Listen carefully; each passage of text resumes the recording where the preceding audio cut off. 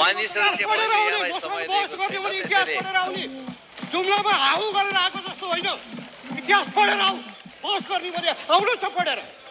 मान्य सदस्य आसन ग्रहण गरौँ र मान्य सदस्यलाई बोल्न दिनुहोस् मेरो मैले बोलेको इतिहास गलत हो भने इतिहासका पुस्तक पढाएर मान्य सदस्य समय लिएर बोल्नुपर्छ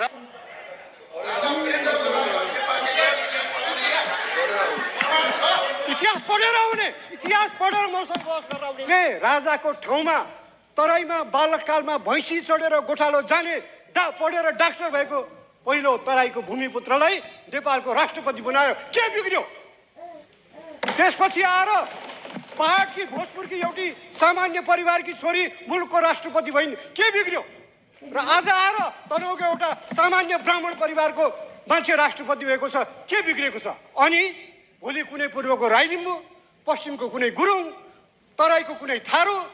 कुनै दलितको छोरा राष्ट्रपति हुँदा इज्जत जान्छ जाँदैन हिजो सामन्तवादको खुट्टा टाउकोमा राखेर पाउ मोल्नेहरूलाई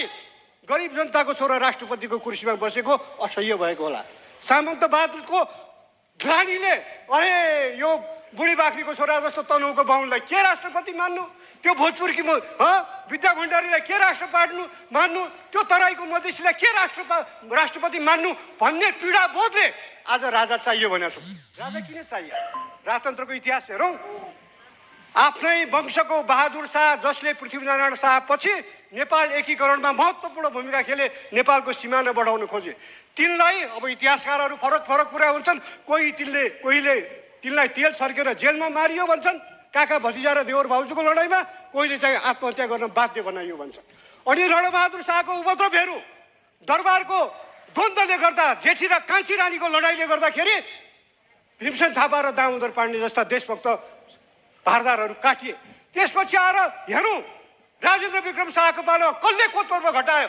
जेठो युवराजलाई मारेर त्यसलाई हटाएर आफ्नो छोरालाई युवराज बनाउन कान्छी रानी राज्यलक्ष्मीले षड्यन्त्र गर्दाखेरि कोतपर्वको जन्मेको होइन जहाँबाट 104 वर्षको राणा शासनको बीजारोपण भयो त्यसपछि आएर हेर्नुहोस्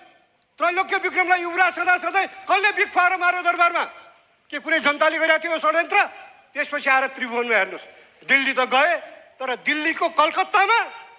क्लबहरूमा चाहिँ राजा वीरेन्द्रले विभिन्न थरीका आइमाईहरूसँग रसरङ्ग मचाउन थालेपछि त्यस बेलाको स्टेट्सम्यानदेखि भारतीय पत्रिकाहरूले टिप्पणी गरे के हो र नेहरूले बाध्य भएर इन्डियाको प्रधानमन्त्रीले बोले यो नेपालको राजाको तरिका ठिक भएन भनेर राजा त्रिभुवनले कानमा बोकेर देशमा ल्याएर राजा बनाइयो त्यो लोकतन्त्रलाई उनका छोराले खोसे महेन्द्रले खोसे आज हामीले यो बोल्न दिनुहोस् सभामुख महोदय आफ्नो टाइममा बोल्नुहोस् न किन मान्य सदस्य के को लागि उठ्नु भएको छ के कुन नियम मान्य सदस्य